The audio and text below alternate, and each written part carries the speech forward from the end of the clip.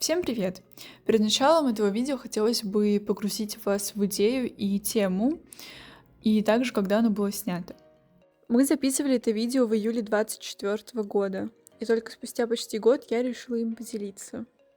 Мы обсуждали и разговаривали о моем проекте, который называется «Почему мы едим детей других животных?». Мне помогла снять его моя подруга Надя, которая учится на режиссера документального кино и которая брала у меня интервью. В итоге у нас получилось такое дружеское рабочее видео, где мы смеялись, где мы обсуждали довольно серьезную тему, выходя за рамки моего проекта. Но когда мы входили за рамки проекта в наших разговорах, мы могли понять какую-то важную суть, которая повлияла на данный проект. И вообще, с чего это все началось.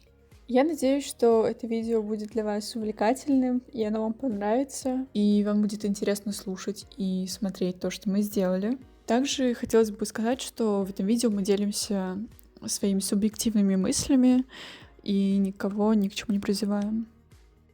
Приятного вам просмотра. Все готово? Привет, я Надя. Сегодня я беру интервью у своей знакомой художницы Аня. Всем привет. И сегодня она нам расскажет о своем проекте. С чего начнем? Вообще расскажи, что у тебя за проект, вообще какая идея, с чего все началось. Мой проект о бессознательном потреблении людей, о том, что они чаще всего не понимают и не хотят понимать, что они употребляют в пищу. И я показываю в своем проекте вымышленное представление, свое видение, что было бы, если бы другие животные, которых едят люди, которых мы едим, что бы было, если бы они начали есть человеческих детей. Почему ты часто изображаешь детей в своем проекте? Я изображаю детей, потому что для людей это наиболее резко и остро воспринимается, если это именно ребенок, а не просто взрослый человек.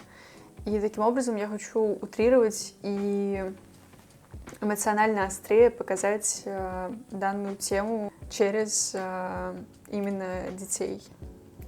То есть, получается, дети нужны для привлечения? Я бы не сказала, что для привлечения внимания. Наверное, для меня глубоко внутри этот образ ребенка тоже очень важен. Очень сложно это объяснить на самом деле, но как будто бы ребенок — это именно наивная и полностью не осознающая жизнь пока что. И, наверное,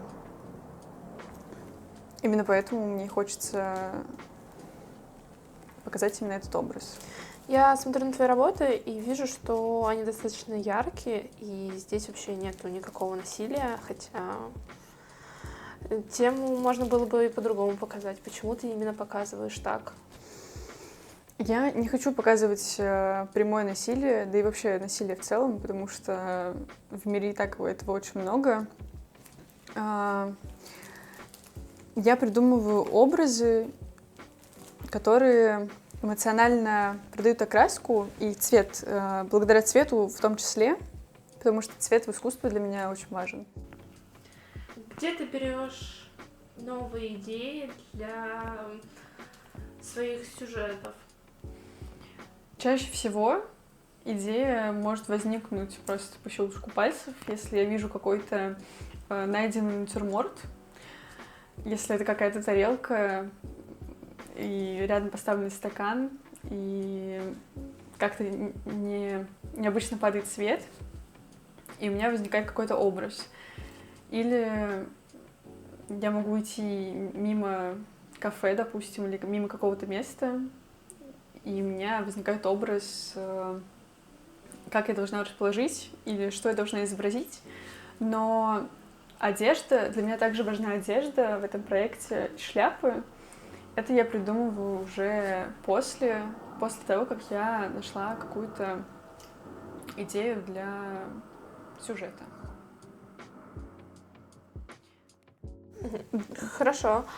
Я вот вижу на работах у тебя надписи на английском. Почему именно английский? Хороший вопрос.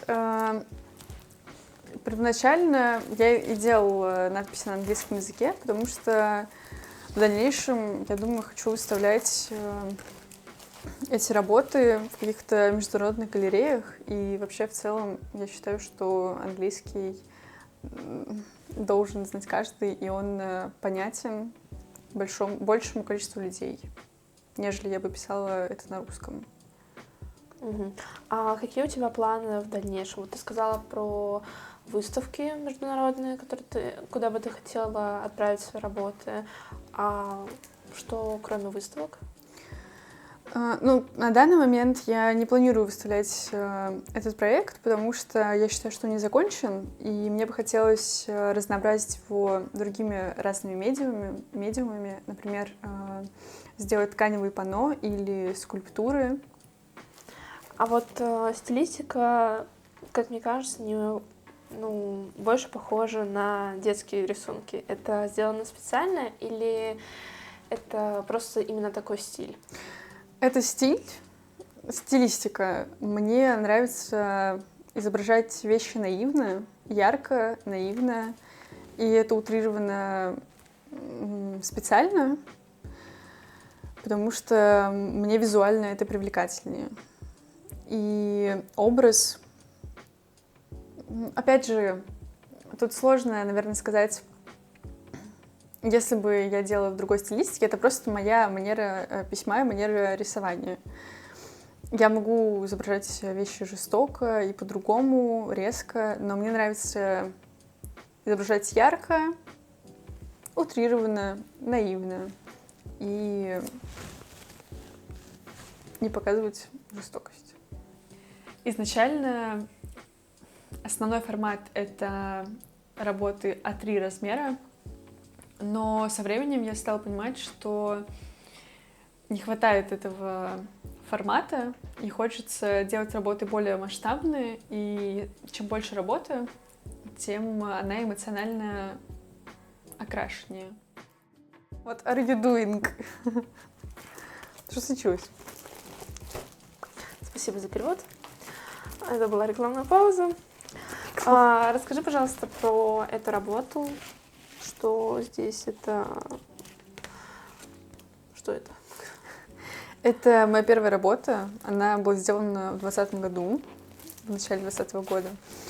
Я сделала ее в порывах эмоций, и, собственно, так зародился этот проект с этой работы. Это был праздник, день рождения моего брата, и ребята жарили мясо, и у них была огромная кастрюля с мясом. И я, будучи в ментально не очень хорошем состоянии и будучи вегетарианцем, меня это очень картинно взбудоражило. Я пошла к себе в комнату, взяла лист, краски и начала что-то делать. И я помню, что я была очень зла вообще в целом на людей, почему ради удовольствия, ради пищи, хотя есть другие варианты пищи, любые другие, но не мясо. Почему люди почему готовят, почему едят, и если это такое же другое существо, млекопитающее, как и человек. Я согласна с тем, что люди зачастую у людей есть неосознанное потребление, но мне кажется, вообще пищевое поведение, оно зависит от наших привычек. Привычки, конечно, появляются у нас в детстве, которые нам прививают родители или их не прививают. Вот. У меня привычка есть мясо, то есть я могу на какое-то время от него отказаться, заменив его рыбой, но через какое-то время мне все равно его очень сильно хочется. Потому что у меня так, я не могу отказаться. Я согласна, что это привычка, что это из детства, но в моем случае, наверное, поскольку я очень много думаю о всяких разных вещах и о том, что я делаю, Это не значит, что другие или ты не думают, что они делают. Но просто в моем случае я очень эмпатична ко всему. И меня задело это за сердце, что почему мы это делаем вообще? Почему мы едим мясо? Да, у меня все в семье. Я без витаминов, без минералов. Но для меня это больше эмоциональное и моральное, так скажем, составляющая этого вопроса. Я понимаю, что для здоровья многие люди считают, что это плохо и прочее. Но я не могу, даже понимая, что для здоровья, возможно, это плохо, я не могу есть мясо, просто потому что я понимаю, что это другое животное, которое на меня тоже смотрит вот такими вот глазами и которое тоже чувствует. Я не хочу есть то, что чувствует и проявляет эмоции, так же, как и я. Но люди ведь кушают мясо не потому, что они его там где-то поймали в лесу. Для этого есть фабрики, на этом построены много компаний. И мне не уверена, что это прям дико. Вот когда люди специально едут на охоту за кем-то, для меня это дико. Это, зачем? Это просто животное, которое, там, не знаю, бегает в лесу. Зачем его трогать? Я поняла тебя. Видишь, в чем суть, что для меня не важно, где это животное выросло, для меня важно, что это животное живое. И если оно живет в своей среде обитания в лесу, и его едут убивать, охотиться ради развлечения и, возможно, еды, или что оно выращено на фабрике, неважно, оно живое. Это просто живое существо. Мне кажется, это больше наверное, вопрос нравственности. Да. И каких-то своих устоев. Но расскажи, как вообще твой рацион сейчас выглядит? Чем ты питаешься? Как ты отказалась от мяса? Или как это произошло? Да, я не ем мясо, но я не ем мясо, и вообще в целом эта идея появилась у меня, наверное, лет 7 назад, или когда мне было 14 лет, 6-7 лет назад.